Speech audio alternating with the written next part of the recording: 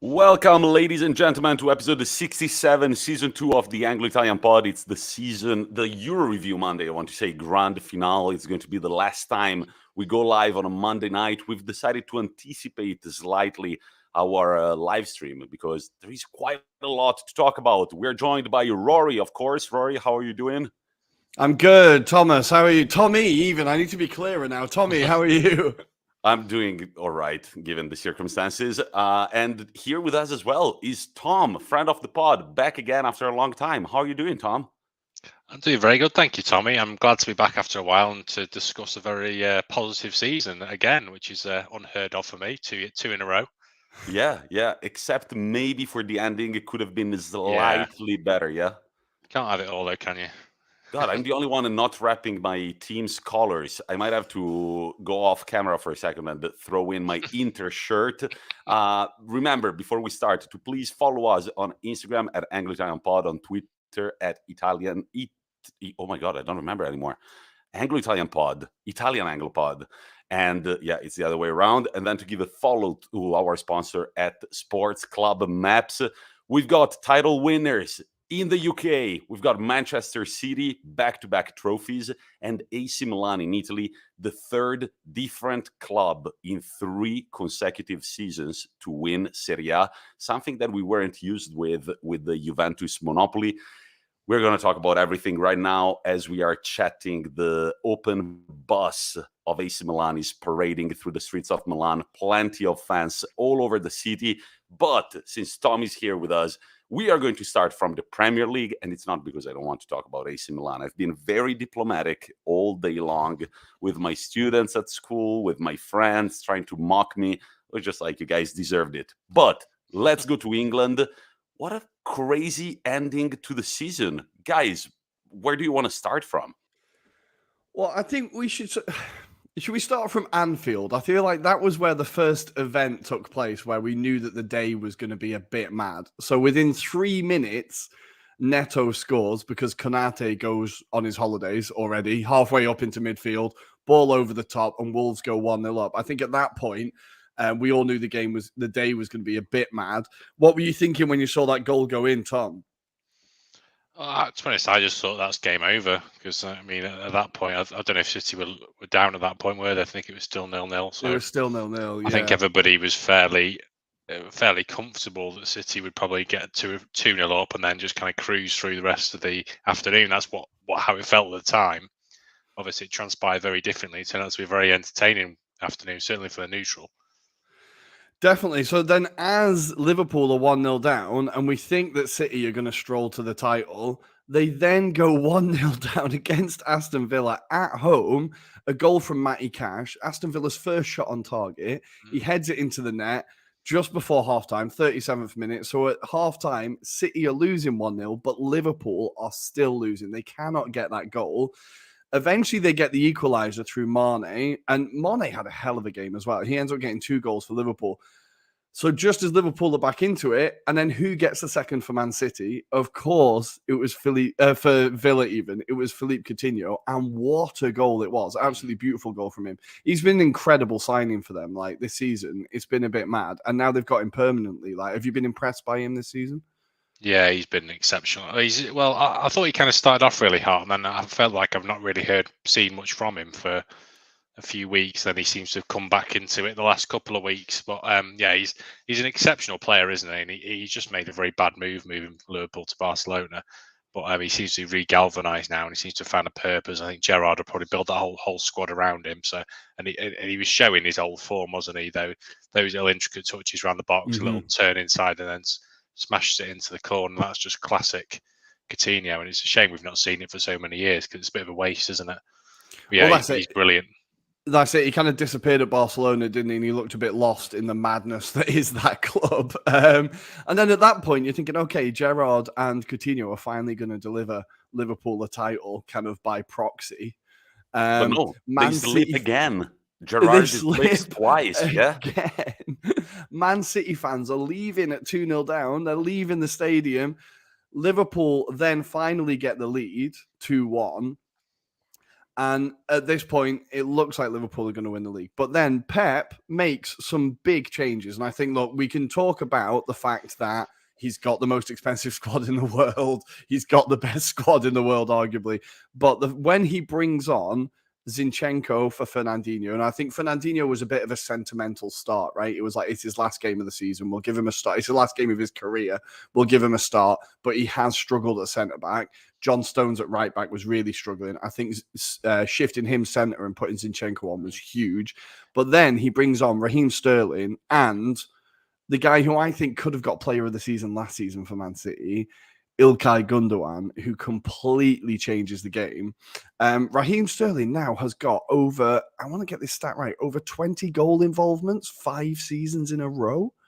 Like, this guy, I still think he's massively underrated. Yeah. Like, I don't know why, but people just He do not give him the respect he deserves. I know City fans, and I've talked to him, like, when there was rumours he was going to go to Arsenal, I was like, God, yes, please. I would take Sterling every day of the week. And the City fans were going, yeah, take him. Really? I still feel like he doesn't get the respect he deserves. Why do you think that is, Tom? Any thoughts on why Raheem doesn't get his plaudits?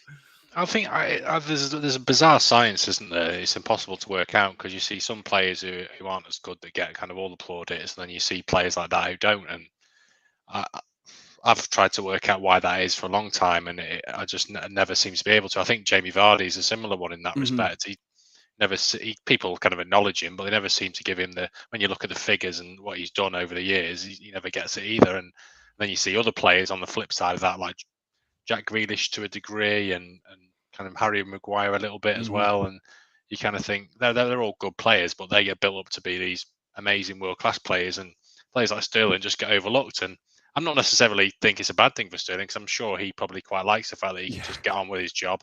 I'm sure Guardiola knows how good he is, and anybody who knows anything about football knows how good he is. But I'm sure he's probably just glad not to be on the back pages every week, because it's when he is in the papers, it's never normally for good things, is it?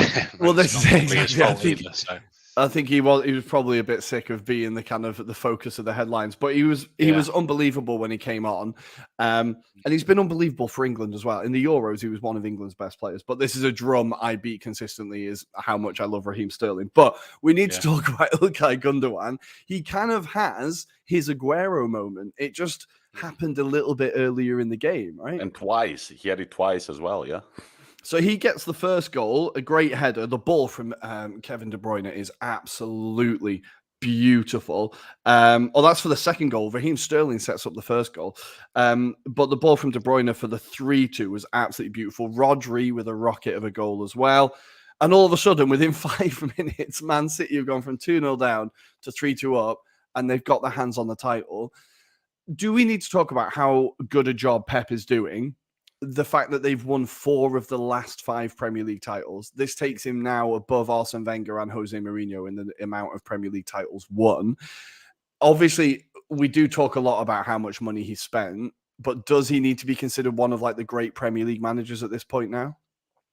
Yeah, but I think his tenure at Man City will always be tarnished a little bit if he doesn't win that Champions League, because that's what he's there for. City won leagues with lesser managers before he was there, and they kind of spent three years kind of building that club to a position where it was perfect for him to come in, and he's had all the resources to do the job. So I'd say he's done a good job. He's a very good coach. On paper, if you look at titles won, he's right up there with the greats, but in terms of kind of what he's actually achieved and kind of how he's built squads from little and turned them into something amazing, I don't think he's the same as Ferguson or Wenger or Klopp, to be honest, because Klopp's built from a relatively low base as well. I don't personally think he's in that category at the moment, purely because he's just had everything on a plate for him almost. Obviously, he still has to go and coach all those players. You can't just send them out on the pitch and they'll just get on with it. There's still a massive element of skill behind what he does. But I'm a massive believer in the managers that have kind of gone from nothing and built something, and he's never done that. And it's fair, he's never been in a position where he's had to. But for me, that's what sets him a little bit behind those other 3, in my opinion. I think that's absolutely fair. And it's something we need to talk about as well with Klopp and the job he's doing at Liverpool. Like, he's done that on a net spend that is actually pretty low. Like they're a fairly self-sufficient club, and he's managed to compete with the richest club on the planet until Newcastle turned up, right? Especially when you look at the squad he had when he came in as well. They had kind of a team full of bang average players. Yeah. I think he's probably, I don't think there's maybe, obviously other than maybe Henderson, I don't think there's a single player that was there then that would get anywhere near the team now. So, no, well, that's it. Like, I think if you look at his first teams, it was players like Marino, Sturridge, Balotelli, Borini. Like, there was some terrible players in that team. And I think the job that Klopp has done, unfortunately, unless he wins more Premier Leagues, I don't think he'll be remembered as a great manager or a great Premier League manager, because he still has one Premier League title, right? But I think we need to talk about the fact he's even managing to give a challenge to this Man City team is an achievement in itself. Like, what do you think, Tommy? No, I mean, sorry, I was still thinking about the question that you asked, Tom, about whether he is one of the Premier League greats. Repeat this last question, sorry. So because Klopp's only going to have or only has one Premier League title, right? Yeah. And I think in 10 years, we might look back and say he's only won one title. But does the fact he's managed to maintain a challenge against this Man City entity, is that an achievement in itself that needs to be recognized? It is. I think I was thinking yesterday that probably this Liverpool-Man City rivalry, it's number one, kind of an unheard of rivalry in the UK before the big guys bought Man City. I just think he said it even in an interview, and I quoted him once on the pod. He said, my intention here at Liverpool, we didn't want to build the best club in the world. We wanted to build a club that was able to give a hard time to the best clubs in the world. And I feel like it's a way to kind of underplay what you've been doing, knowing that Man City were probably going to win the league. He said this year, but no, I think it's super impressive. And if you look at the points, like these two teams are like breaking record after record after record, and it's not normal with as many points as Liverpool had this year, you end up not winning the league. You know that it's a race where, if you were like, in F1, Formula One, like you talk about the cents of a second, like you need to take that turn and save that 1 cent of a second that allows you to then catch the trail of the car in front of you. That's how it feels like in the Premier League. Like no slip is allowed with Guardiola's City and Klopp's Liverpool. Because I saw today that the last 4 seasons combined, Man City have only got one more point than Liverpool over the whole combined 4 seasons. Exactly, so that 1 cent of a second, you see? Yeah. So, if you compare these two teams to some of the great Premier League teams in the past, like Arsenal's Invincibles would have come third this season. Yeah. Comfortably third as well. I think they got early 80s, didn't they? Whereas these two are in the 90s. So that kind of puts into perspective how dominant they both are, and how kind of brilliant they both are as teams. And I can't see it changing for a while. No, but I think it does kind of point to a less competitive league, right? The more competitive a league is, the lower points total it takes to win the league, right? Because more teams are beating each other. Whereas at the moment, it feels like Liverpool and City are so far ahead of everybody else, as Tom said, like light years ahead of everybody else. I feel like even if Ten Hag performs miracles at United, it will still take 2 or 3 years to catch up. Chelsea still need another striker to catch up. Like Arsenal are nowhere fucking near it. Like Tottenham, no matter how good Conte is, still miles away. Like it does feel like no team can really catch them at the moment. Things do change quickly, though, don't they?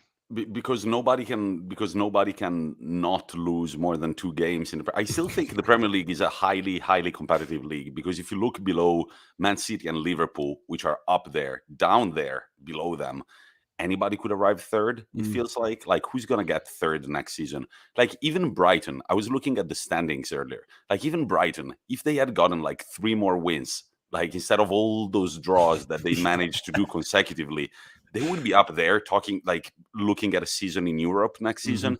So I think it's an extremely competitive league, but I think Man City and Liverpool are just out there worldwide. And the history, like talking about the history of football, 2 of the greatest teams ever assembled. But yes, I do agree with what you were saying, Rory, that I think Klopp did it with a little less than Pep. But as also Tom said, I also agree with him. It's not that you just push the players into the pitch And I think that yesterday, like when they were 2-0 down, they're like, imagine managing that squad in the locker room at a halftime with your fans leaving the stadium, which is something I don't even want to comment on. But yeah, fucking ridiculous. But you need, and I think that you see the drive that Pep must have injected in them in the second goal when in the third goal when De Bruyne goes for that loose ball. It's a mistake by the defender. The defender doesn't sweep the ball.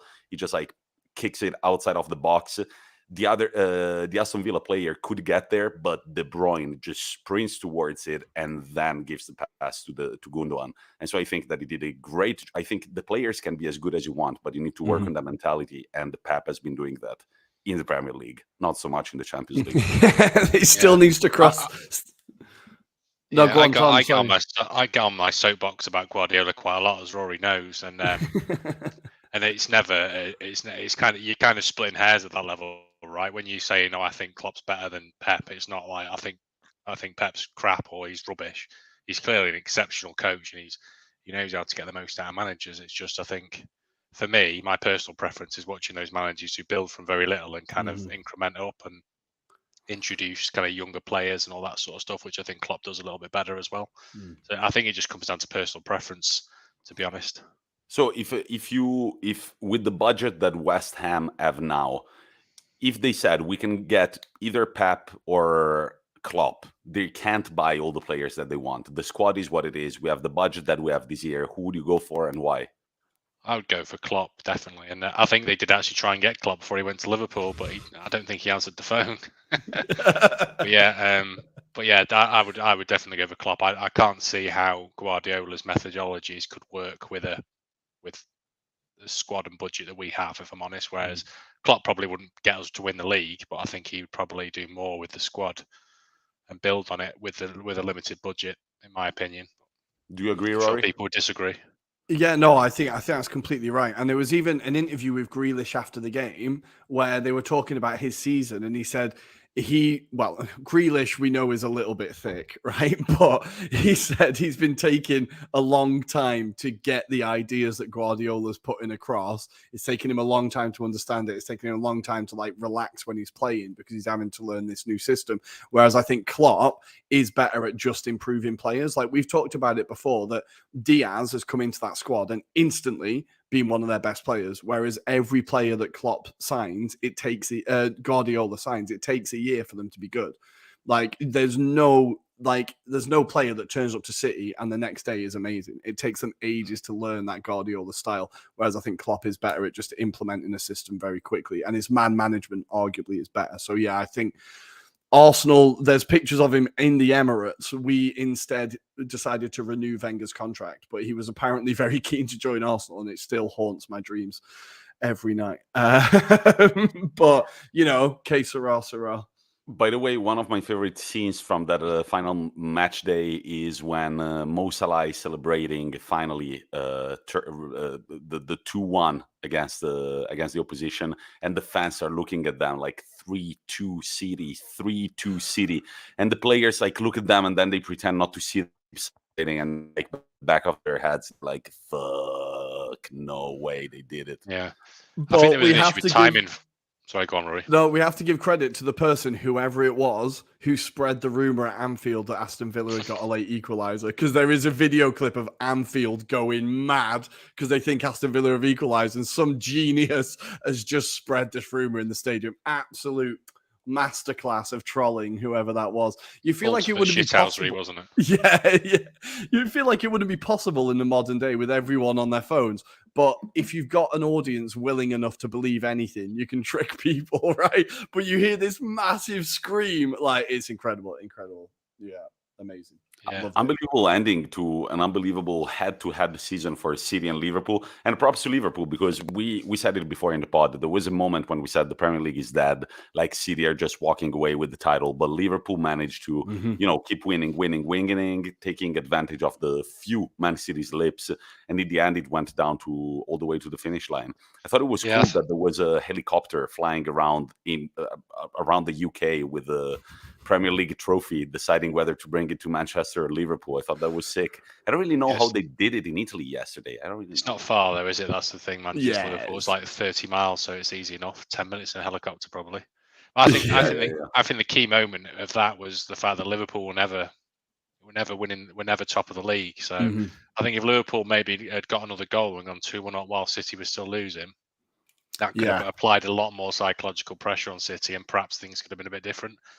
So I think Liverpool I don't think it was ever in Liverpool's hands, was it? So City did produce that amazing comeback in the end. Well, the mad stat of the season is that Manchester United spent more days on the top of the Premier League than Liverpool did this season, which is absolutely mental. And responding to Steve's comment, who said Grealish was probably hungover, which made it difficult. I did see, I was getting up for work this morning. I got a notification. Jack Grealish has started a live video. I was like, oh, what's this? Well, on Instagram, it was just him and his mates absolutely battered in the back of a taxi. So he definitely had a very good night last night. And I feel like that wasn't his first good night in Manchester this season. But congratulations to Man City. Congratulations to Guardiola. Commiserations, Liverpool. You could still get 3 trophies. So my heart doesn't bleed for you too much. You've definitely had worse seasons. But we do need to move on to the European places. And Tom, we're going to have to talk about it. But West Ham can't beat Brighton. What is going on?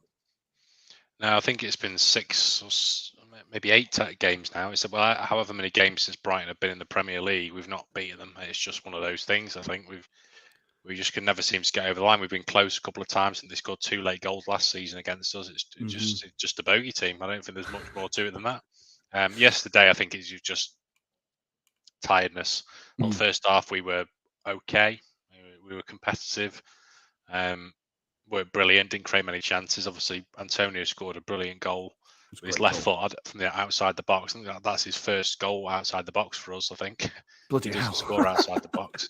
Either his first or his second, definitely. And then I think we just ran out of legs essentially second half. I think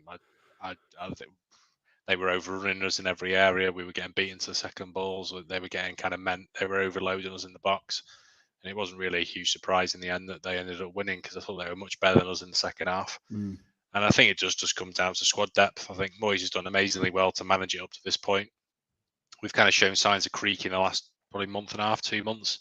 Then we've still managed to kind of turn up for the bigger games in Europe, and then also kind of against Man City and a couple of other games. We've still managed to just about stay up there. But I think this was just one game too far, to be honest. And the players were just dead on their feet by the end, and you could see that. And then I think I mentioned to you before, Rory, there was a stat that West Ham have made the fewest changes in the Premier League in terms of starting 11 changes, which is purely enforced on the fact that we had a small squad, which is partly Moyes' fault. He's chosen not to strengthen, but he is very particular about the players he signs.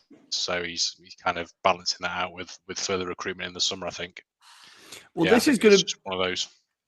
Well, this is going to be a summer where you're going to have to recruit a lot, right? Because you've seen the challenges that having a European competition and Premier League entails. Like, you do need more numbers. Do you think, because it's kind of an ongoing joke that West Ham make an offer just to say they've made an offer knowing it's not going to be accepted, right? Do you think they're actually going to try and build a squad and actually kind of, because especially if Rice is going to stay for another year or for another 2 years, whatever, they need to show that they're expanding the squad, right? Yeah, I think he'll stay. I think it sounds like, because he's got 3 years on his contract, so I think we'll probably have him for another year. Then they'll sell him with 2 years hopefully after a very positive World Cup when his value's at his maximum.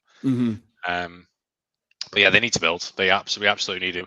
We need a striker. I think it's probably by a proper striker that's going to start every week and maybe use Antonio as more of an impact player. Start bringing him on for 20-30 minutes at the end. He's 32 now, and he's a very explosive player. So if you manage him like that, you might be able to get another year or 2 out of him. They need left competition at left back for Cresswell, so they need to bring one of those, and then probably 1 or possibly 2 central midfielders to kind of mix it up with Rice and Souček, because Souček's been a shadow of the player he was last season as well, unfortunately. I think that just comes down to pure fatigue, because he had a really busy season last season, and he's gone straight into the Euros, then basically straight into another full season where he's played every minute almost. So hopefully with a bit of a rest, he'll be a little bit better. And then they need maybe 3 to 5 fringe players on top of that as well. So players that come in and replace, because obviously Martin Noble's going, Yarmolenko's going, looks like Frederick's going. they're probably going to need at least one backup keeper as well. So yeah, it's going to have to be a busy summer. It's going to have to be quality and quantity. So it's going to be tricky, I think. Well, fingers crossed for you. I hope it's a big summer for West Ham. I feel like this is really a big moment for the club, and they need to build on it. They need to make sure that they keep this going. If they let these 2 seasons slip, it would be awful. Like, you need to keep maintaining this level. It would be a huge shame. It would be a massive shame. But I think we're just going to need. I think they've hired a new head of recruitment last summer. Who's come in and he's got new ideas, and things kind of fell a little bit flat in January because he couldn't quite get the players that Moyes wanted for the right price and stuff. I think they're just going to have to suck it up this summer and kind of just pay whatever it costs to get the right players in. And the Conference League, are you excited to be in the Conference League? I think it's a competition that people in general have liked. I've enjoyed it. Not being in it, but I've enjoyed watching it. Yeah, How definitely. do you feel about it? I mean, we've got to put it into perspective. This time 2 years ago, I was talking about relegation battles, and we were kind of I think we were safe on the last day of the season, but before that, we were right in trouble to potentially go down. So to be looking at a second year in a row in Europe is incredible. It's a little bit of disappointment because obviously United lost, and if we'd have won, we'd have been sixth. So there's a tinge with a little bit of disappointment that we've not managed to get up to sixth again. But overall, yeah, absolutely would take it. And there's some very good teams in that competition as well. Hopefully we'll get a good draw. I'm going to ask you something that has nothing to do with the Premier League, but let's step into the land of hypothesis. Do you think if West Ham had won the semi-finals, they would have ended up winning the final of the Europa League? Yeah, I think we could have beaten Rangers. I think we would have had enough to do that. How salty is the average Hammer fan feeling at the moment? Again, it's one of those. I think we were all gutted for a couple of days, and then it's kind of put it all into perspective, and you realise how far they've come. You're actually more proud than anything else. So it's obviously horrible to get so close, but I think Frankfurt, I'm absolutely amazed that they're so low in the Bundesliga. It's insane. They are a good team, a very good team with some very good attacking players, and also very, very solid at the back. So I'd be interested to look into their Bundesliga form and work out why they're so low. But yeah, it was. I think Cresswell getting sent. I won't go into too much detail on it, but Cresswell getting sent off after 10 minutes, second leg, we were never going to come back into it after that. But yeah, it's more pride than disappointment, to be honest. You know, one thing, it's just a little leeway before we talk about something else in the Premier League. We got to talk about United, Tottenham, Arsenal, Chelsea, and so on, and then relegation. But I've been following the NBA playoffs. It's very hard to follow the regular season for me. I think there are way too many games. And however, the playoffs, it gets interesting. I get to watch the highlights. And I think one big difference, it's a completely different system. But I feel like us as football fans, we kind of want every season. We're like, all right, this is the season. We're going to do it. We're going to do something big. I feel like in the NBA, there are some players that for a few years you forget about. Right now, there is Jimmy Butler doing great things at Miami. They're in the conference finals and everything. But I feel like for a few years, he was going kind of down. But because, I don't know, I just feel like as football fans, we want everything and we want it now. While I was watching the NBA playoffs, and I feel like they've got plans that are like 5 year long, like a Golden State Warriors. You remember when they were in the finals against the LeBron James Cleveland Cavaliers, then it kind of disappears, and now they are back as if nothing had happened. I feel like they've got more patience, while the football fan tends to be a little more spoiled. He wants everything and he wants it right now. Does it make sense what I'm saying? I feel like now more than ever we're seeing a shift to that, though. Like, as an Arsenal fan, we are constantly being told you were forced to trust the process. We're being told that the process is a 5-year thing. It's a 6-year thing. I think we're seeing now, and we're going to see if Man United are capable of it with Ten Hag. He is going to need patience. He's going to need time. Are they going to give it to him? For United fans, I hope they do. Me personally, I hope they don't, because I think he's a good coach. But we're seeing now that teams are taking a more long-term look. Even Liverpool did it with Klopp, right? They could have got rid of him quite a few times before things got good, but they didn't because they knew a process was there. I think we're starting to see it more in football now, and football fans realizing that you can't just play FIFA and turn a team around in a season, right? Or play Football Manager and turn a team around in a season. Like, United's going to take time. Arsenal is still going to take time.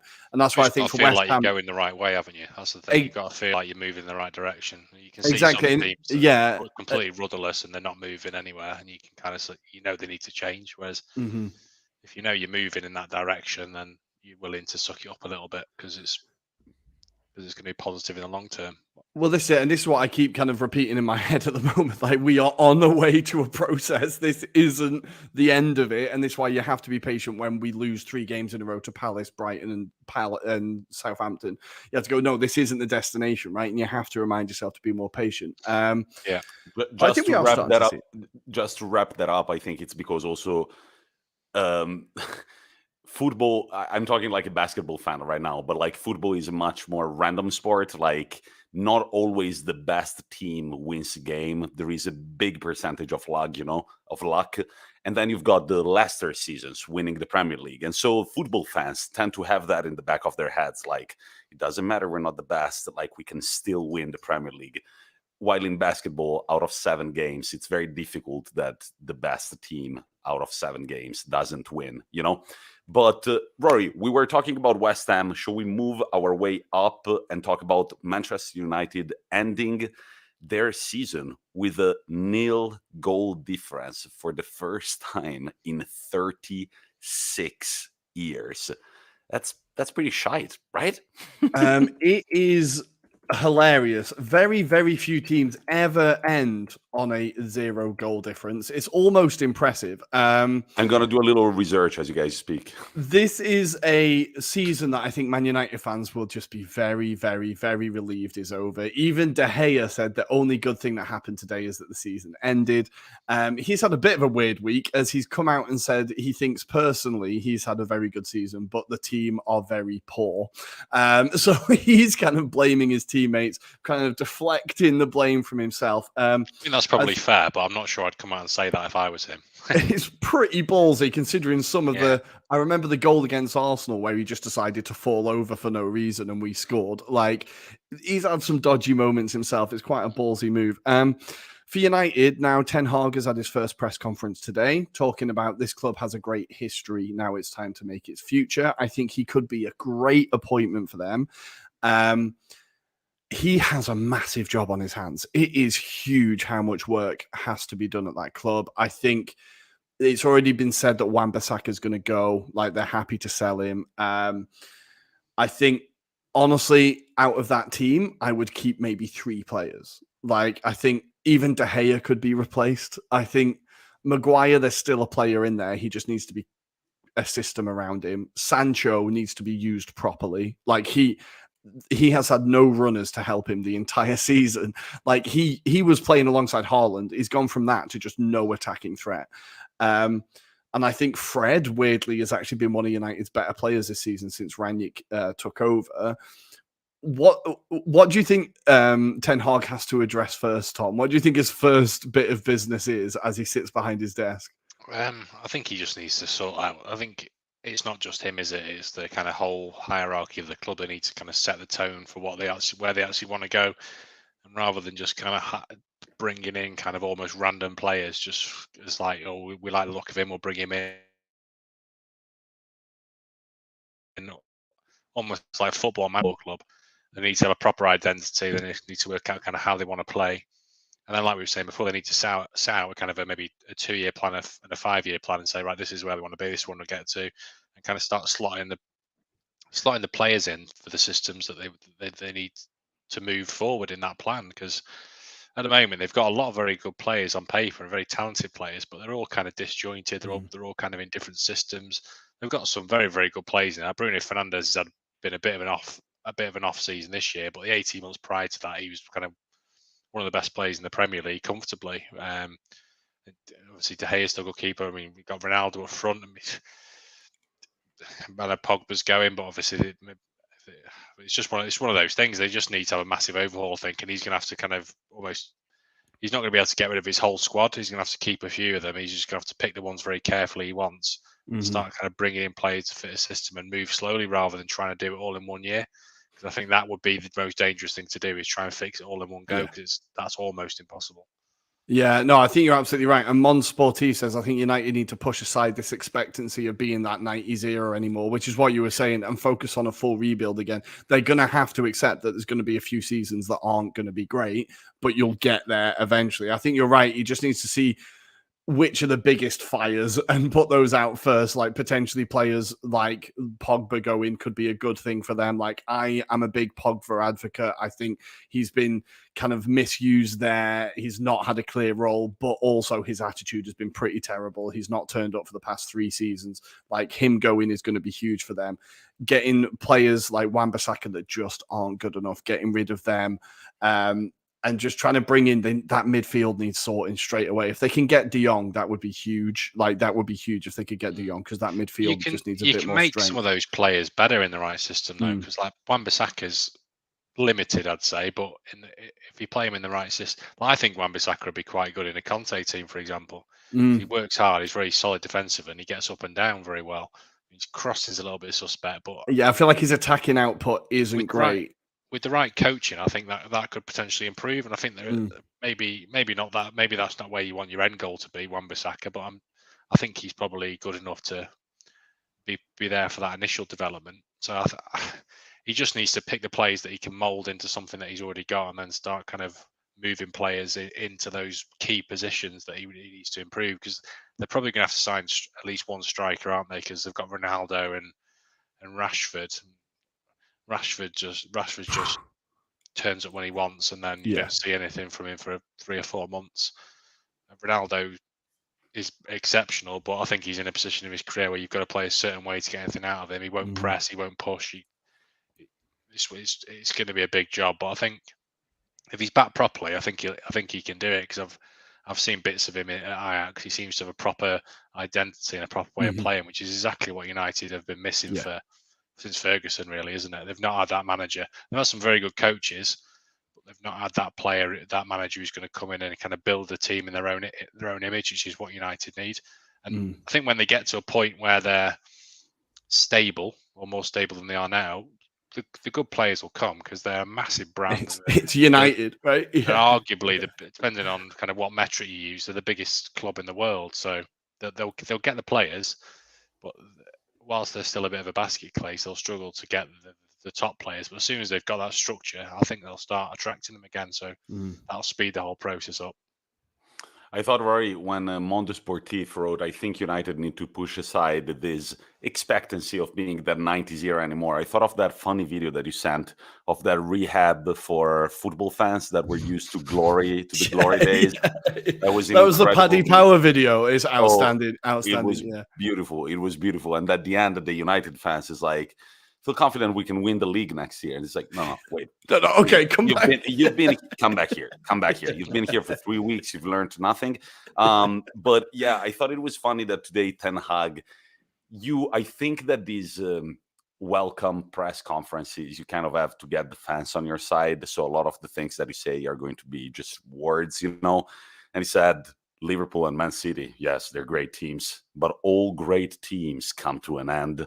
And I saw Manchester United fans exploding on Twitter and Instagram. Yes, we're back. And it's just like that Paddy Power guy. Like, no, guys. More than if talking again about that basketball mentality. If one team needs to have that, it's Manchester United. That's what happened to Philadelphia in the NBA. They were used to the glory days with Allen Iverson, never came back. And right now, Joel Embiid, which is their new star, ever since he came on, he only says, trust the process. There is a process. We know what we're doing, but it's a process. So if this year we don't even make it to the playoffs, you need to accept it. By the way, guys, I found the other 2 teams across Europe's top 6 leagues that finished the season with a 0 goal difference. They are Lille in France with 48 goals scored and 48 conceded, and the Celta Vigo in Spain with 43 scored and 43 conceded. And Manchester United, not exactly great company, eh? No, but they did get a little bit more. 57 scored and 57 conceded. So, give them a little bit of props. But yeah, they also have a wage bill that is slightly higher than the other 2 teams. But that's just, just something to throw out there. But let's go up again. And above Manchester United, I'm not looking at the table right now, but we've got Arsenal, typical Arsenal, win comfortably. What was it? 5-0? Yes, 5-1. 5-1. We can't keep a 5-1. clean sheet for love and money at the moment. But 5-1, and we turn up when there's absolutely no pressure. I didn't even watch the game. I just had the final day on because I had to have two screens and the Arsenal game was on a lag. And I was like, we were 3-0 up, and I was like, I'll sod this. I'm just not going to bother watching it. In typical Arsenal, yeah, we turn up, we smash Everton 5-1 at home when there's zero pressure at all. Nice way to end the season. Cedric scored his first goal of the season. Lacazette said goodbye. Nketiah looks like he could say goodbye. Martinelli scored. Just a nice end of the season. We managed to piss off Dele Alli. That was good. That always cheers me up. But Europa League it is. That's fine. I think that's where we are. We are a Europa League team. We're not a Champions League team. We would have ended up getting battered in the Champions League. And I think in the Europa League, maybe we have a bit of a better competition. It gives us a chance to play youngsters in the group stages next year. It's disappointing to not get top four. But the job that Conte has done since he's turned up at Spurs has been incredible. They were 9th when he took over.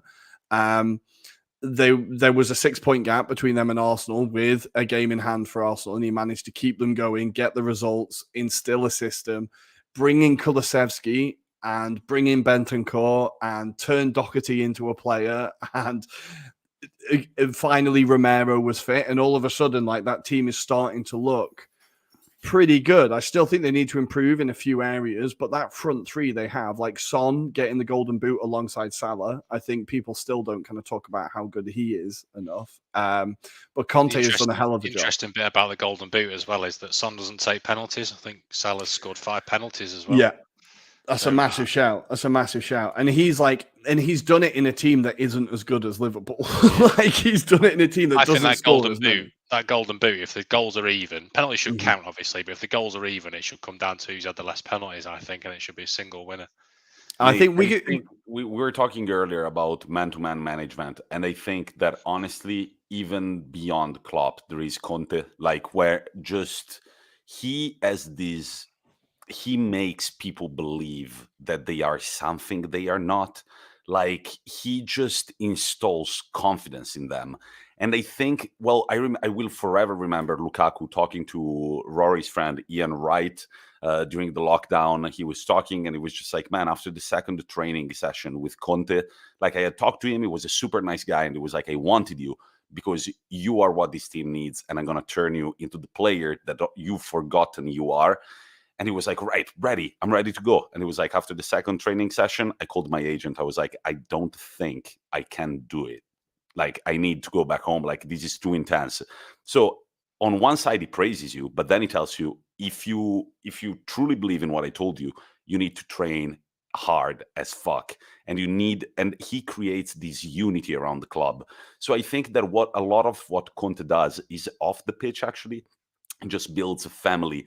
And even the lowest, like the least skilled guy in that family knows that when his moment is up, he has the opportunity to make a difference. And also the third factor is that I think that when Conte gets mad, you truly believe that he's going to cut your balls off. So that's another incentive, to do well during a game. And look, when he got to Spurs at the beginning and I saw how the beginning was going and he started losing games, Conte really does not like losing. And I was just like, nah, this is not for him. Hey, but that's why he pays to win, right? That's why he pays to win it. but at the end of the day, look at him. He's in the Champions League. Who would have guessed it, right? It's an unbelievable job he's done. It's an unbelievable job. And the fact that he's going to strengthen them this summer, I think it worries me that he could actually use his Serie A contacts and bring in some of the best players around Serie A into the Spurs now. If he starts hitting up Inter for Bastoni or Skriniar or De Vrij or any of them, I'd be slightly worried. I think De Vrij is on the list. I wouldn't be surprised if De Vrij. And there has been rumors about Dybala. They've been linked with him a few times. Lautaro is getting linked again.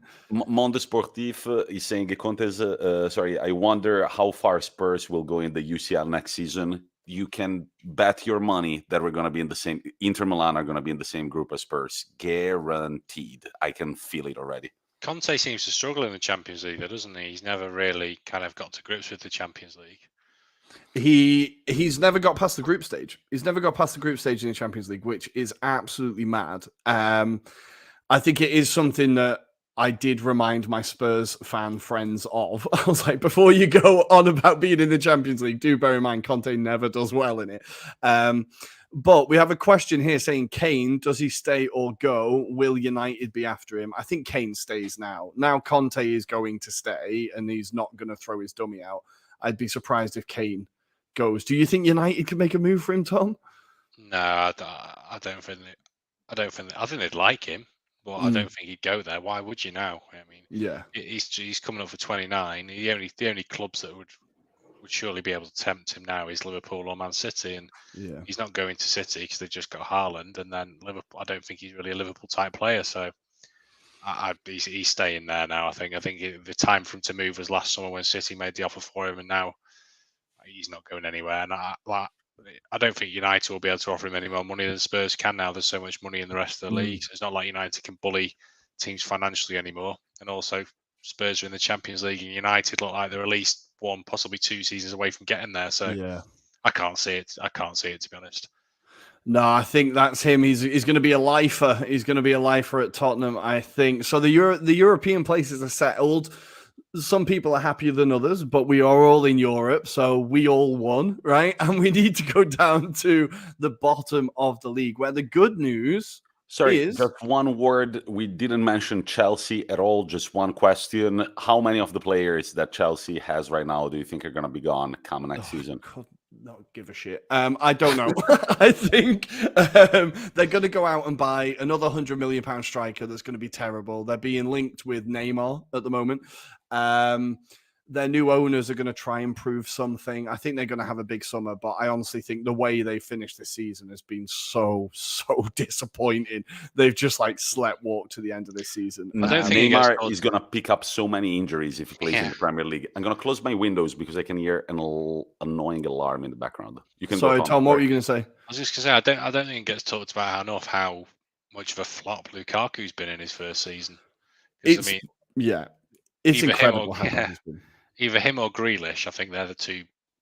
In terms of pound for pound, I think they've both been bang average signings. Yeah, I know they can improve. They've only been there a season, but I think it's a piece, wasn't he? Because they obviously won the Champions League this time last year, and they were like, we just need that striker, we just need that focal point, and everyone was thinking Lukaku, including me, was thinking that's it. They're going to be bang up there challenging for the title, but it's just not, for whatever reason, it's not worked for him. And I think it comes back to signing players for the name rather than whether they're going to fit a structure, because he clearly doesn't fit for what Tuchel wants, and you kind of question why he signed him.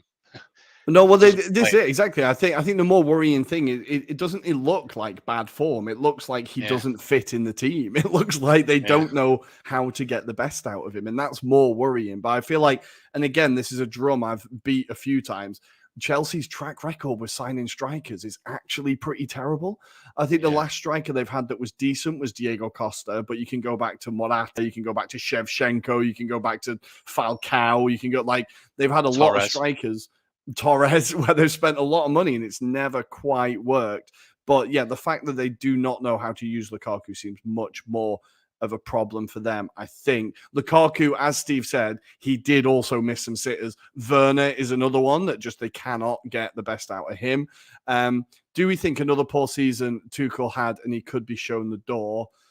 I think Chelsea are being a bit more patient at the moment. I think they might be turning a new leaf in terms of managers. I think they're trying to be a bit more patient. I think Tuchel, he still won the Champions League with them last year, right? You can't pull that trigger too quickly. They unveiled a brilliant tifo for Tuchel the other day at Stamford Bridge, and it feels like I feel like Chelsea might be one of those clubs, especially now that the Abramovich thing happened. I feel like they've matured a lot in terms of club. Like they don't want to win right away. They know that it's a process and you need to build it over time. So I think they're actually going to be good, up there, but not aiming for the title. Just Champions League spots and try to do the best they can in the Premier League. I think there has been a slow evolution in Chelsea over maybe the last 10 years, I think, in terms of being a little bit less ready to pull the trigger, and they do kind of sign players thinking longer term, and the amount of players they sign and then kind of just don't really play and then end up selling them for a big profit and stuff. There's a bit more thinking about it than there was kind of when Abramovich first came in, where it was just sign everybody and hopefully 11 of them play well on a Saturday afternoon. I think there's a lot more thinking, and now it looks like they're going to be owned by this American consortium.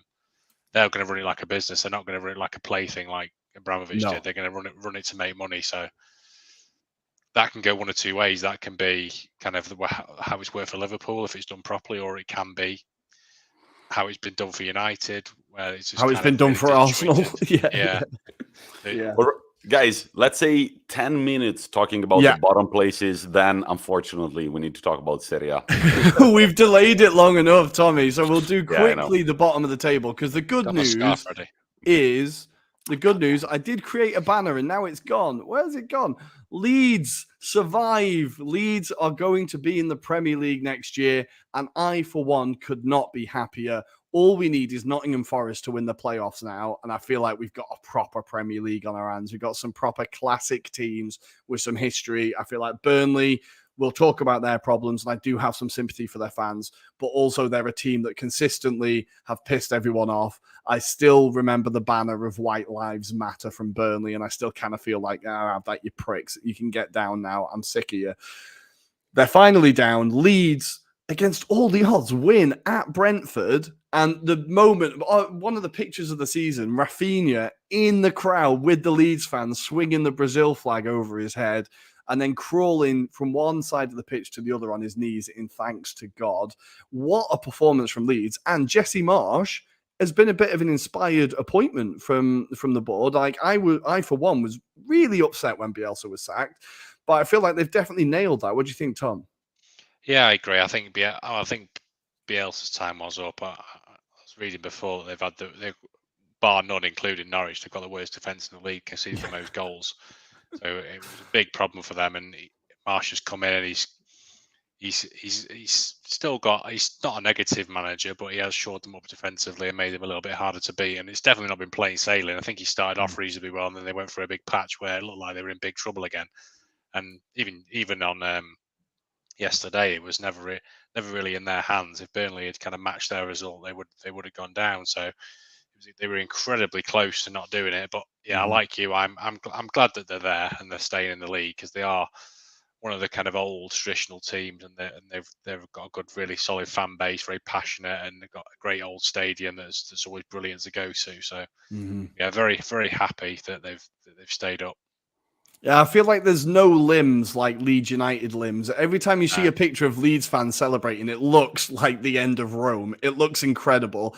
I love that they're a team that other teams hate. Like, they bring rivalry, they bring history. They're a team that, like, the Premier League definitely missed them when they weren't there. And like, once they got promoted, we were like, oh yeah, we did miss this. Like, Ellen Road is such a great stadium. I've been there, and you've been as well, Tom, right? The atmosphere is insane. It's just a beautiful place. And I love one club cities, and I love that, like, Leeds is all about Leeds United. It's great for them to stay up. An American manager doing well in the Premier League, I've got a lot of time for that. I like Jesse Marsch. I feel like he could be the manager that turns around this weird stigma that American managers have in the UK. The system is... Sorry, go on, mate. No, the system he's brought in has been really good.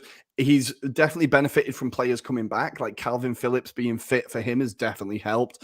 The fact that Bamford got a few games, although they still need him back at some point, he's definitely benefited from players come back from injury, but he's done a great job. And ultimately the owners will look back and say, we nailed that decision. Like, thank you, Marcello, but your time was up, right?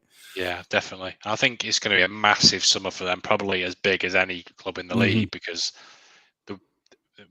the Sharks are circling around Rafinha and Calvin Phillips. So I think they're going to have to sell one of those, and they're probably going to try and avoid selling both. But that's going to be massive for them, and it's going to be interesting what their transfer policy is, because I think they had quite a restrictive transfer policy under Bielsa, because he had a very precise type of player that he wanted.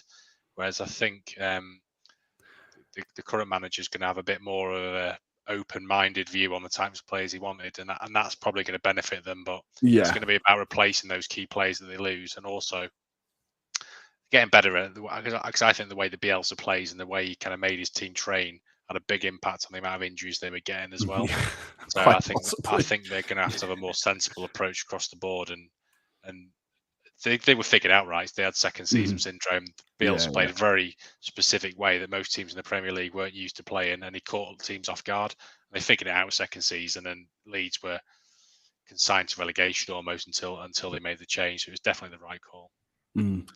By the way, thanks to my trip that I took in South America, I've got quite a few Brazilian friends, and the hype around Rafinha Man. is real. He's Yeah, incredible. He's a fucking player. He is a player. and honestly, I mean, I think that to stand out in Brazil among Brazilians, you really must be something. Mhm. Now, I don't know if there is something, because then I don't follow Brazilian news or anything. I don't know if there is something even more about this guy, but all I know is that these 5 Brazilian friends that I have, right, they all got the Leeds shirt. They're always posting about Rafinha. They're just like fucking great stuff. And he's not even like he's no Neymar. He just survived the relegation with Mhm. Leeds. But it feels like everybody's pointing at him like the next big thing. And I think that it's unusual also for a Brazilian superstar to start from like a little team like Leeds, So I don't know. Keep your eyes on Rafinha, because I think that I feel Rafinha like could the be fact that a big Bielsa was name in there. football. The fact that Bielsa was there definitely helped him join them. But I think he's really kind of fallen in love with the club a little bit. I would expect him. I worry that Liverpool might buy him. I feel like he would absolutely destroy people at Liverpool. For Calvin Phillips, I think the only encouraging thing for Leeds fans is that I don't think he'd go to Manchester United, and the only other team I've seen him linked with is Aston Villa, and I think that would be a really sideways move. I don't think Calvin Phillips is going to leave Leeds to go to Villa, so maybe they can get Phillips to We've stay. been linked with him a bit as well. But Sorry? yeah, I wouldn't be. We've been linked with him quite a lot, but I wouldn't be surprised if he went to Man City. I think there might be dark horses to Yeah. sign him now. Fernandinho's going. That's a massive Yeah, I shout. think I that's can good. definitely see Pep being an admirer of him, definitely. But we then need to say commiserations. As much as Burnley were the shithouses of the league and they didn't win many friends, we have to say commiserations to them. After 6 years in the Premier League, they are in fact down. And the worrying thing for them now is financially. Their new owners, ALK, I want to say, did a... Now, I don't know. I'm terrible with money, as my listeners will know. Leveraged takeover, which means that now they've been relegated. They gave the club a loan of 65 million that they now have to pay them back quicker because they've been relegated. That's probably not as clear as I could have made it, but it does mean that Burnley could find themselves in financial trouble fairly soon, and they are less likely to do a kind of Norwich, Fulham, Bournemouth thing of just bounce straight back. They're going to have to sell players to get out of this, namely Dwight McNeil. Probably a few people are going to come in for him. Decent enough player. Cornet has had a good season. I think we could see the flesh picked from the courts of Burnley quite quickly. Are you happy, sad to see them go? What do we think, Tom? I'm not happy to see them go. I've not really got any cross to bear, but I prefer them to go than Leeds. It's got to be said, the job Sean Dyche has done there. When you look at kind of the money he's spent over, I think it's like the average net spend was like £6 or £7 million a season. It's unbelievable the job he's done there, and the way he's kind of kept them up, and up until maybe I think last season they struggled a little bit. Obviously this season they've gone down, but before that they were never really in that much trouble. They were always like middle to lower mid-table. They were fairly comfortable and stuff like that. So it's not like they've been battling relegation every season. I think it's worth pointing out the job he's done there, because that was unbelievable with the money and resources he had. When you look at their team on paper, you'd think they would have been dead. Must have been favourites to go down every season they were in the league. And like I say, up until last year, they weren't really in any trouble at all. So it has to be said he's done an exceptional job, and I hope he does come back in the Premier League. So it'll be interesting to see how he do with a team with a little bit more money. Yeah. Not necessarily we do brilliant, but I think he's definitely earned the right to have a go with a little bit more of a kitty. And with the American owners, I think that was what the hope was, that they would push Burnley on to the next level. But it seems they're just intent on kind of sucking money out rather than putting any money in, which is the other side of the coin, isn't it? If you don't get the right owners in.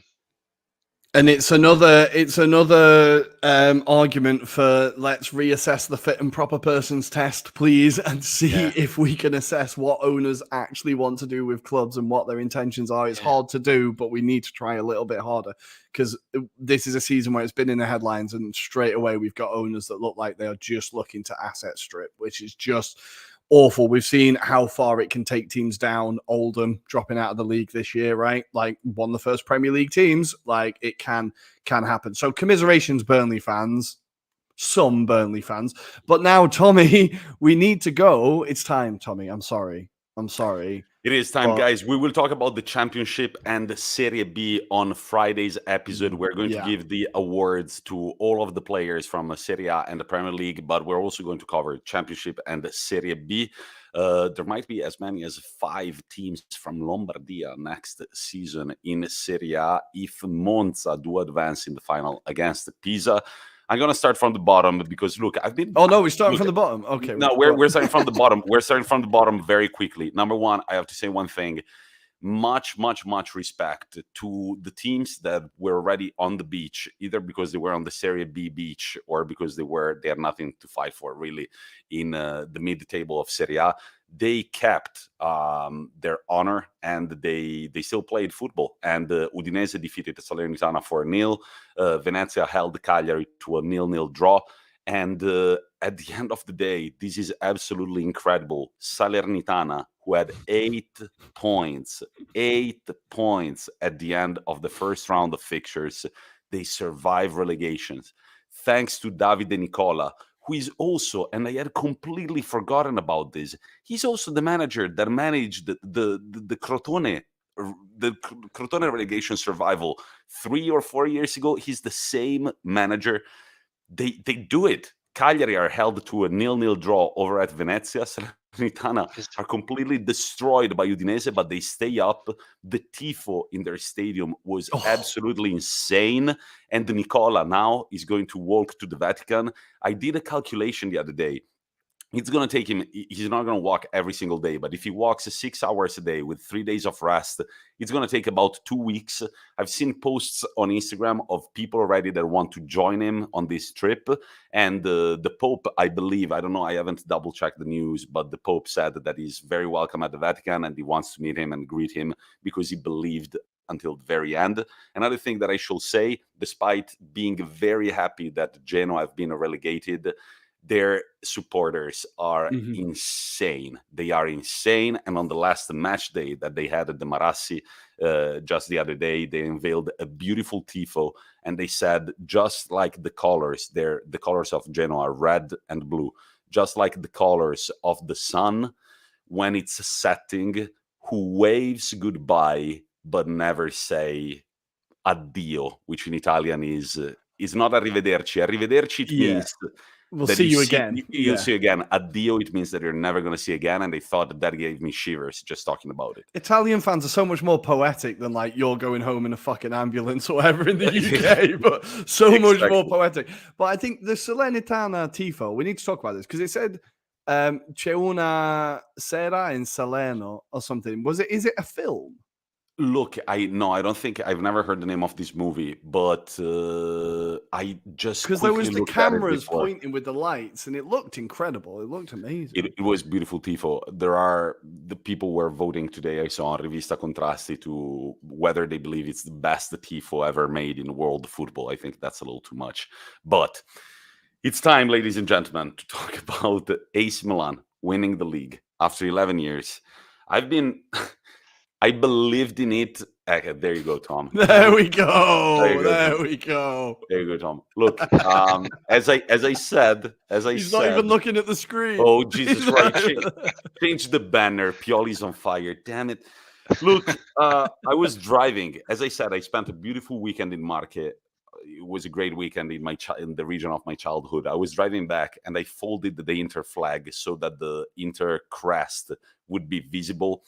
As soon as AC Milan, I was listening to the radio, scored the 2-0. 5 I just, minutes like or I was whatever it was. driving, I was driving, and I just went backwards with my hand, like ripped the flag away and put it in my pocket. Look, man, I believed in it until the 2-0, but also listening to then I watched the highlights, the extended highlights, of course, but it was just like, I was driving, and the girl I was with, she was just like, Tommaso, just let's stop and I drive. I was just like, no, I'm fine. And it was just like, AC Milan are so close to scoring. They're so close to scoring. And then 1, and then 2, and then 3, and then I was just like, fuck it, let's not think about it. And as soon as you turn the radio off, there are these fuckers in the motorway just like honking. And it's like, damn it. And that wasn't even close to Milan. Like, people were celebrating way south of Milan. Look, I have to say something, Rory. Let's start from here. We are very quick to slag him off as kind of a dick and kind of like somebody who thinks he's God. But has the Ibra move worked eventually? He didn't play that much football this season, but it feels like that locker room depends solely on Ibrahimovic. But we kind of talked about it last week, right? Maybe he's starting to learn humility, and he's starting to be like, I'm not the main character here. I can help a lot of these young players, because there's a lot of old players in that squad, but there's a lot of young players in that squad. The like youngest team to ever win Serie A, and it's the youngest team with Ibrahimovic and Giroud in it. Yeah. So if you remove those two, it is by far the youngest team ever to win Serie A. So I feel like he's almost seeing that he has the chance to set something at that club for the future and kind of coach these players into a great career. I think players like Leao will be learning so much from him. And we've seen, I was a Leao cynic, a huge Leao cynic after watching him once live. And this season, he has been absolutely unbelievable. All 3 assists last night. He's now got Serie A MVP. Sassuolo were terrible, but Milan were absolutely irresistible. And I have to say, absolutely fair play to the Milan fans that managed to turn that stadium into a home game. Like you said that there was going to be a lot of Milan fans going there. I didn't expect that. It was all 4 sides of the ground, basically, were Milan fans. It felt like a home game, and it just seemed inevitable from the 5th minute. I think we talked about how they're not going to be a team that's remembered as a great team of winning Serie A. It's not going to be like, remember that Milan team of the 21-22 season. But I don't know, man. Rafael Leao, Tonali, Mike Maignan, Tomori. But I think this could be the first title that they win of a great team. Right. Mm-hmm. So I think it could be the first title that this great team wins. Like Maignan, we have to talk about. He wins the league with Lille and concedes the least goals in the league. He then moves to Milan and concedes the least goals in the league and wins the title. Together with Napoli, though. Huh? Together with and how he's not playing for France already. Like Lloris is a great player, a great goalkeeper, great captain. But Maignan has to be number 1. Man, Theo Hernandez wasn't even in the France squad until last year. Fucking Benzema wasn't in the French squad for 10 years. I don't fucking get them. I don't understand what this sounded very tired. I don't get them, Rory. But no, I don't look for what concerns. Mamma mia. No, come on. Theo Hernandez also. Theo Hernandez, fuck him. What a great player, though. Possibly the best left back in world football. He started the chant "Interista figlio di puttana" yesterday. Interista son of a bitch. They gave him the microphone, and the first thing he did was just like "Interista figlio di puttana," and everybody singing, "Hey, let's go!" But look, and Tom, then I would like to hear your opinion since you're fucking rocking an AC Milan scarf. Look, I'll take you off now. AC Milan. I'll just go on a little. No, you can keep it, man. I'll just go on a little. I'll just say my point of view. AC Milan. We're not the favorites. And if you look at their squad, they're not the best team in Serie A. The best team in Serie A right now currently is Inter Milan. It all goes down to the fact that they wanted it more, and they wanted it much, much more than Inter Milan.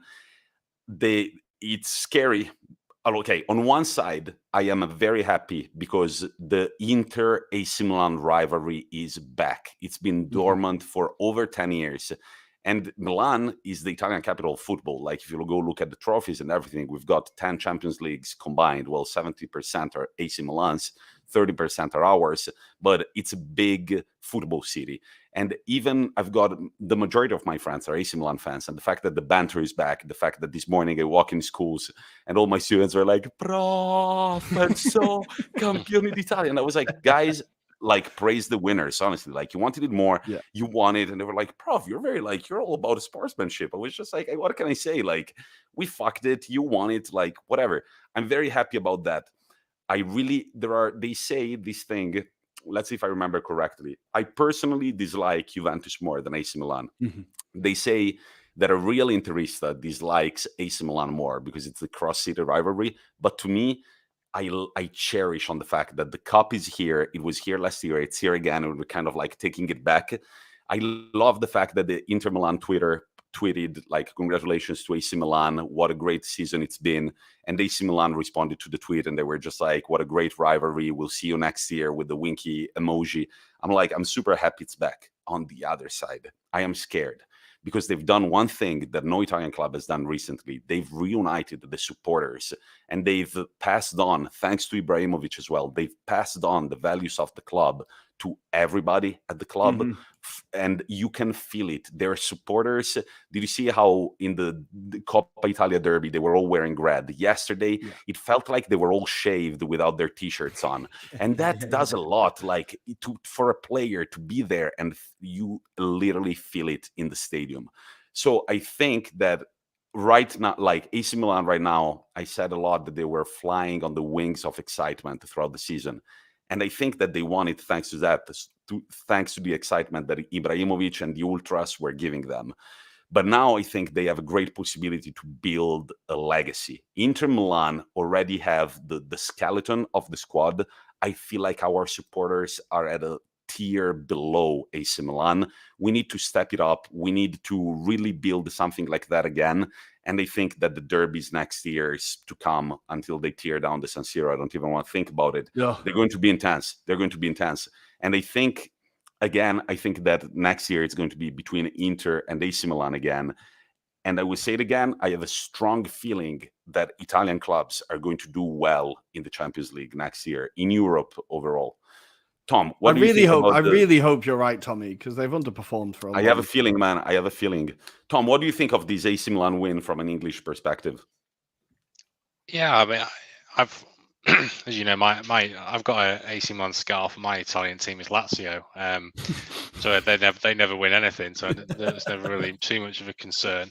I think they've had a half-decent season this year, but yeah, I think AC Milan, like you said before, they had a young team. They signed a lot of kind of up-and-coming players. And when I was looking at the start of the season, I thought, yeah, they've got a lot of talented players in there. Like Lau looks brilliant, and they've got kind of Tomori and a few other players dotted around as well. And they've got Ibrahimovic and Giroud with the wily old strikers who are always going to get them goals.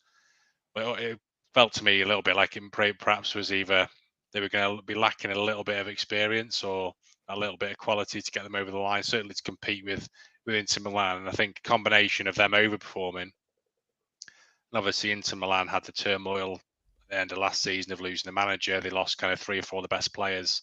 Mm-hmm. I think those two things combined have led to them winning the league. But I completely agree with you that it's so good to have a competitive Italian league again, because I kind of I used to really enjoy watching Italian football in like the 90s and early 2000s.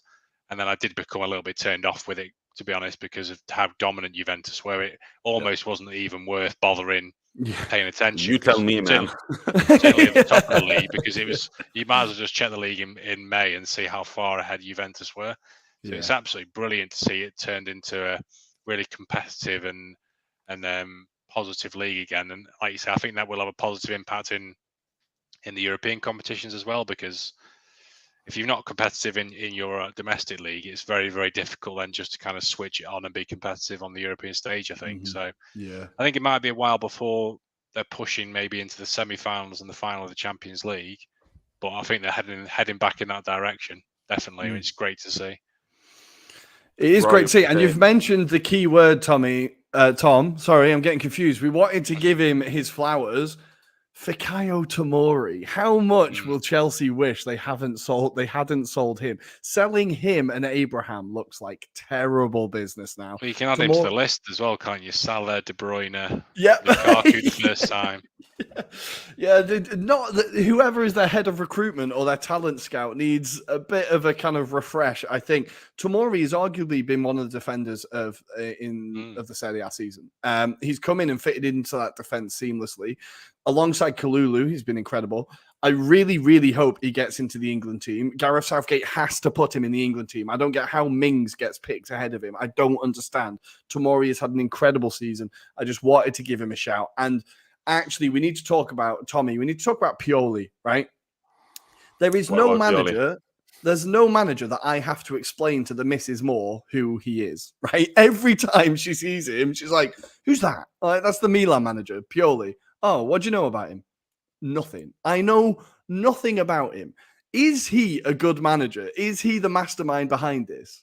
He's got a lot of experience. He managed Inter Milan before. He managed Lazio. He managed Bologna. I'm saying off the top of my head, Parma. He's from Parma, and he had a good spell at Lazio. He didn't have a great spell at Inter Milan. He had a good spell at Bologna, Fiorentina. When Astori passed away, he was the manager of Fiorentina. In fact, he also said that this is an achievement that he dedicates to his father, but also to Astori. And man, he's got a lot of experience, and I don't know if he's the mastermind behind this, but definitely he's got his plaudits, like he's got his credit, because for a team to win the league, there must be. It's not only Ibrahimovic doing the speech at halftime. So this guy definitely built a competitive team. We will see if they. I was just right now checking the messages that I exchanged with a friend who's an AC Milan supporter. The goalkeeper that I talked about for a long time on the pod, he was saying, look, I understand the fact that you're scared, but it was just like this team is still working a lot on excitement, and the fact that Ibrahimovic installed confidence in these young players, and then they project at Milanello, they project the Kobe Bryant video after their 2-0, 2-0 in the finals, and he's like, it's not over until it's over, and they're just like, let's go. They ended the season with 6 consecutive wins, which they hadn't done for a few years, for a few seasons, I want to say. But definitely he's got his plaudits. I just think it's also we can't not consider the fact that Inter Milan did everything possible to give it away. We missed the penalty in the derby against AC Milan. We slipped away at Bologna. Inter Milan played its part in this AC Milan Scudetto.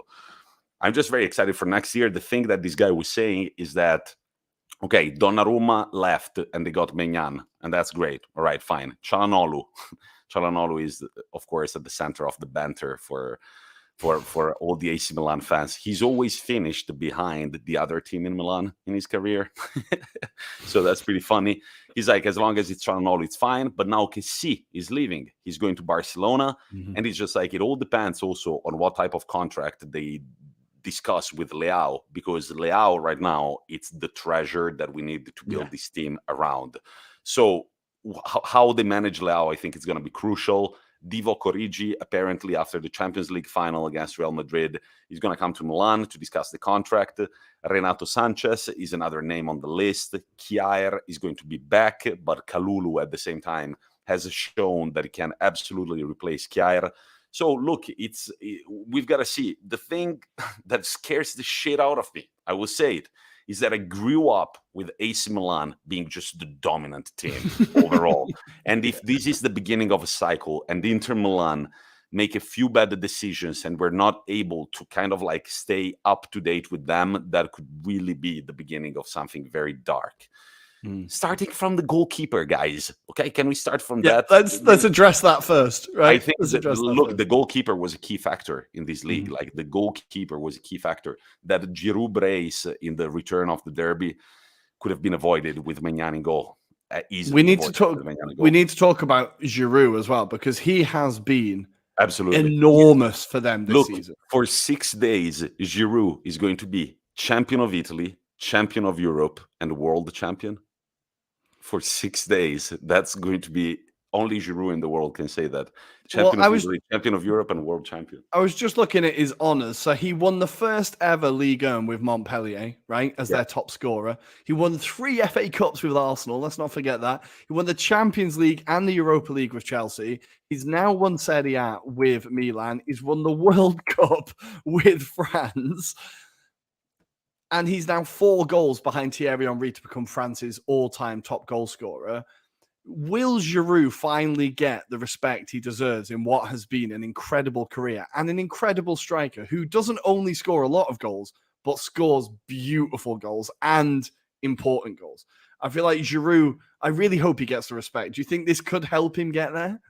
Yeah, I think it definitely will. I think everyone kind of respects him, but he's always been kind of a bit of a laughing stock. Even at Arsenal, he was a bit of a fringe player, wasn't he? And he kind of had runs in the team, and he was kind of in and out. And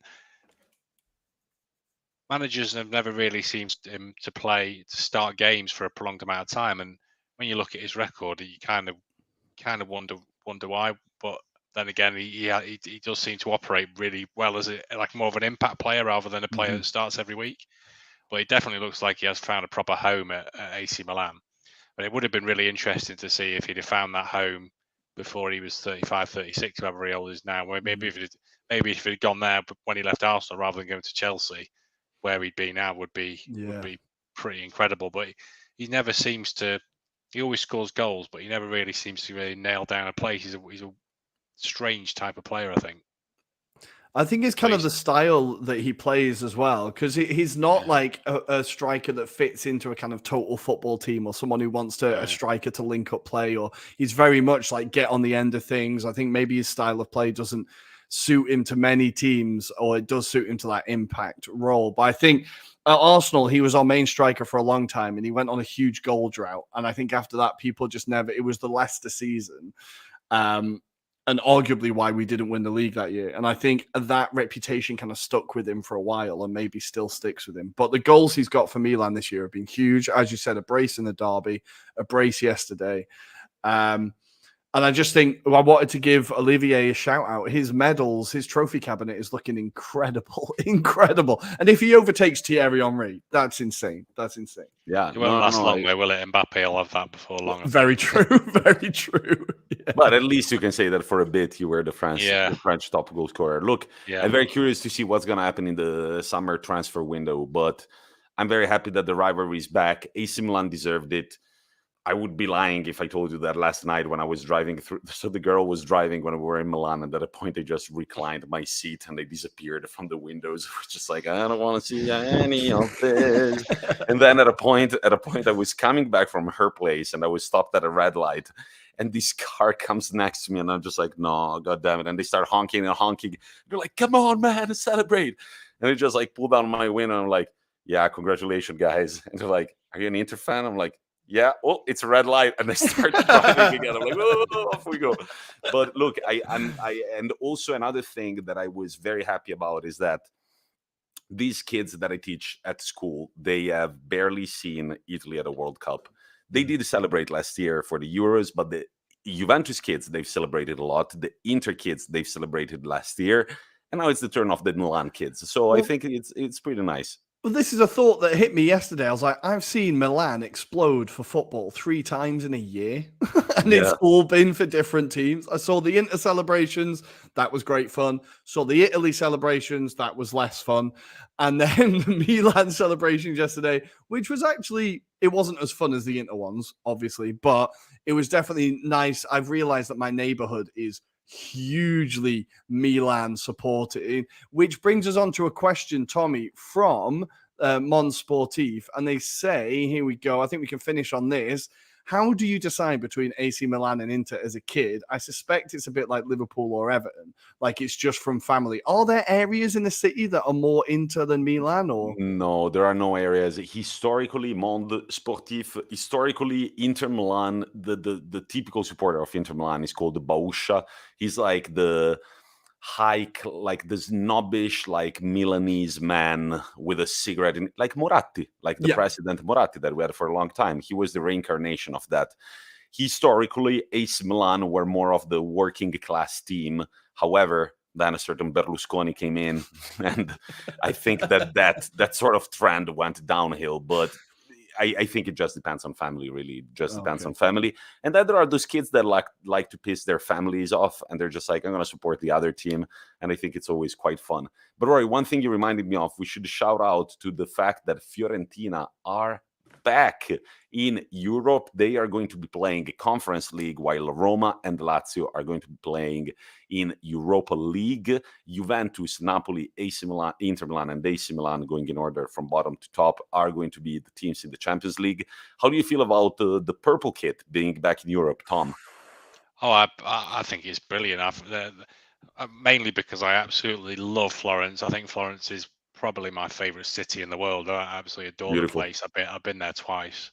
So if West Ham drew Fiorentina, that would be the dream for me. That would probably, if you gave me the pick of any city in Europe, that would be the one I would pick, because it's just a city I absolutely love. So fingers crossed, either in the groups or the knockouts, we get them, because that will be unbelievable to do. I can feel a pod weekend coming on if that happens. We're definitely coming to Florence with you, man. Definitely. Yeah, and then just the history of like growing up watching Italian football in the 90s as well, like with Batistuta playing for them and all that sort of stuff. And they're a proper, I guess, probably similar to the conversation Rory and I were having before around Leeds in England. They're probably a similar sort of club that's kind of been, maybe not to the same degree as Leeds, although I know they have dropped down divisions, haven't they, previously.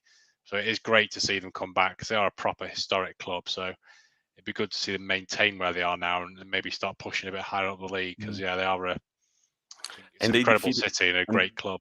And they've got one of the most exciting managers in the league. Like Italiano. Vincenzo Italiano is a very good manager.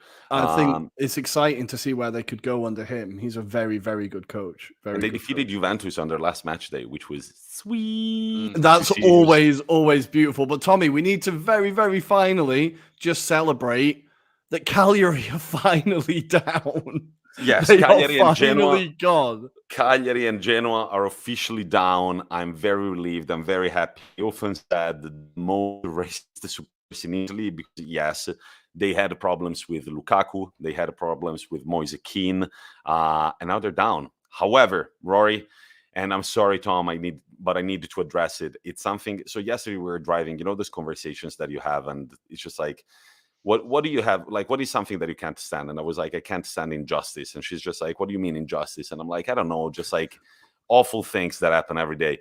But okay, as I'm talking to her, she was driving, and I'm looking at my Instagram, and I see what happened at the Stadio Olimpico between Lazio and Verona.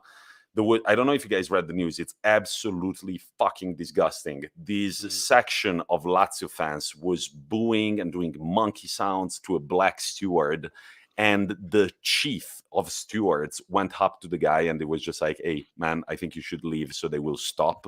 And that thing, when I read it, she was asking me, what do you mean with injustice? And I was just like, fucking hell, this thing right here, right now. However, I did read before coming on to the pod that there is an investigation ongoing by the Lazio club as well.